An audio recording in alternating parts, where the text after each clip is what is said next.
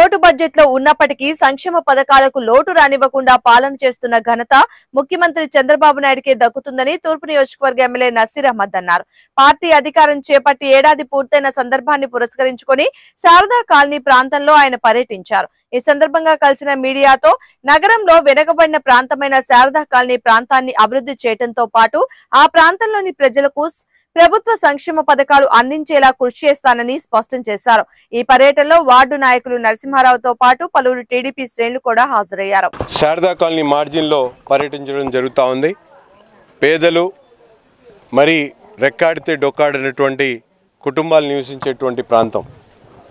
గత 5 సంవత్సరాల నుంచి ఎక్కడ కూడా కనీసం మంచినీటి సదుపాయాలు కూడా లేకుండా ఈ ప్రాంతంలో కలుషితమైనటువంటి నీరు అందించడంతో ఒక మృతి కూడా జరిగినటువంటి పరిస్థితులు.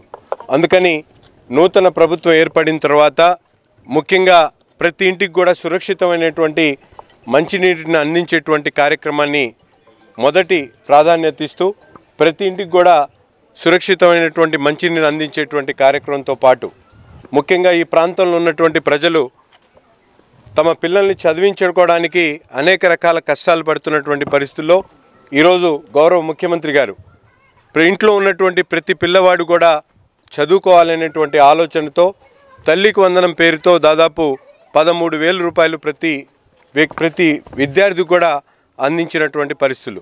అంతేకాకుండా సామాజిక పెన్షన్లు 3,000 ఉన్నటువంటి పెన్షన్ని 4,000, అలాగే పూర్తిగా మంచానికే పరిమితమైనటువంటి వాళ్ళకి 15,000 వరకు కూడా పెన్షన్లు ఇచ్చేటువంటి కార్యక్రమం. అంగవైకల్యం ఉన్నటువంటి సోదర ప్రభుత్వం అధికారంలోకి వచ్చి ఏడాది పూర్తయింది. గుంటూరు తూర్పు నియోజకవర్గంలో ఈ ఏడాది కాలంలో ఎలాంటి అభివృద్ధి జరిగింది, కూటమి ప్రభుత్వం ఇచ్చిన సూపర్ 6 పథకాల అమలు ఎలా ఉంది, నియోజకవర్గంలో స్థానిక ఎమ్మెల్యే మహమ్మద్ నజీర్ గారు ప్రజలకు ఎలాంటి హామీలు ఇచ్చారు, అవి ఏ మేరకు పూర్తి అయినాయి అనేది ఇప్పుడు అడిగి తెలుసుకుందాం. ఎమ్మెల్యే గారు మనతో ఉన్నారు. ఎమ్మెల్యే గారు నమస్కారం సార్. గడిచిన ఏడాది కాలంలో గుంటూరు తూర్పు నియోజకవర్గంలో మీరు ప్రజలకు ఎలాంటి హామీ ఇచ్చారు, ఏమేమి నెరవేర్చారు? ముఖ్యంగా కూటమి ప్రభుత్వం ఏర్పడి 1 సంవత్సరం పూర్తి చేసుకున్న సందర్భంగా సుపరిపాలనలో తొలి అడుగు. సుపరిపాలన అంటే ప్రజలకు ఎన్నికల్లో ఇచ్చినటువంటి హామీలను, ముఖ్యంగా ఏదైతే రాష్ట్ర ముఖ్యమంత్రి వర్యులు చంద్రబాబు నాయుడు గారు ఆనాడు చెప్పినటువంటి 6 వాగ్దానాల్లో దాదాపు పూర్తి కూడా చేసినటువంటి పరిస్థితులు. ముఖ్యంగా సామాజిక పెన్షన్లు కానీ, అన్నా క్యాంటీన్లు కానీ, తల్లికి వందనం కానీ, ఉచిత బస్సు కానీ, దీపం పథకం ద్వారా గ్యాస్ సిలిండర్ అందించడం కానీ, ఇవన్నీ కూడా పేదవారికి దాదాపు గత ప్రభుత్వంలో 47 లక్షల మందికి ఇచ్చినటువంటి అమ్మఒడి కార్యక్రమాన్ని మన ప్రభుత్వం ఏర్పడిన తర్వాత దాదాపు 67 లక్షల మందికి ఇంట్లో ఉన్నటువంటి ప్రతి బిడ్డకు కూడా చదువు చెప్పించాలనేటువంటి ఆలోచనతో 13,000 రూపాయలు వాళ్ళ ఖాతాలకు జమ చేసినటువంటి పరిస్థితులు.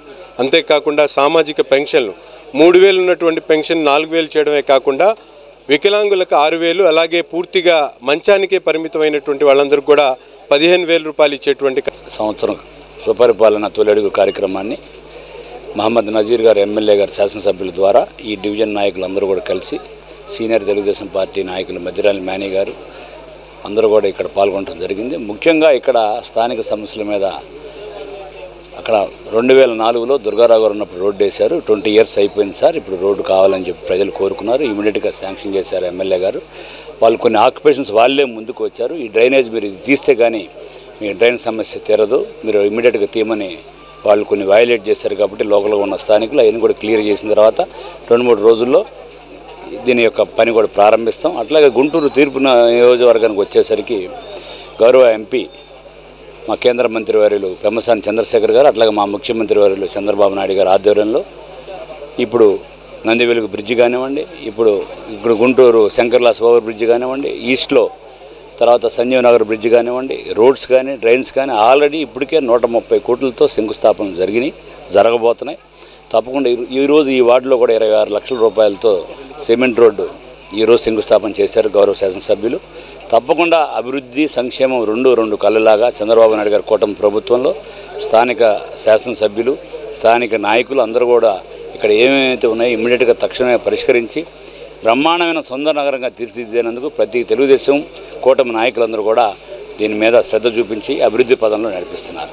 గుంటూరు చరిత్రతో పాటు గుంటూరులో నివసించే ప్రతి డివిజన్కి సంబంధించింది, ప్రతి పేటకు సంబంధించిన వాళ్ళ జీవన స్థితిగతులన్నీ మీకు తెలుసు. గుంటూరు తూర్పు నియోజకవర్గంలో పేదలు ఎక్కువగా ఉంటారు. వాళ్ళ ఓవరాల్ డెవలప్మెంట్కి కార్పొరేషన్ నుంచి ఏమేమి ప్లాన్ ఇస్తుంది? మీకు చెప్పాను కదా, వాళ్ళకి ముందుగా మౌలిక వసతులు కల్పించడంలో ప్యూర్ డ్రింకింగ్ వాటర్ కానీ, హౌసింగ్ కానీ వాళ్ళకి ఏం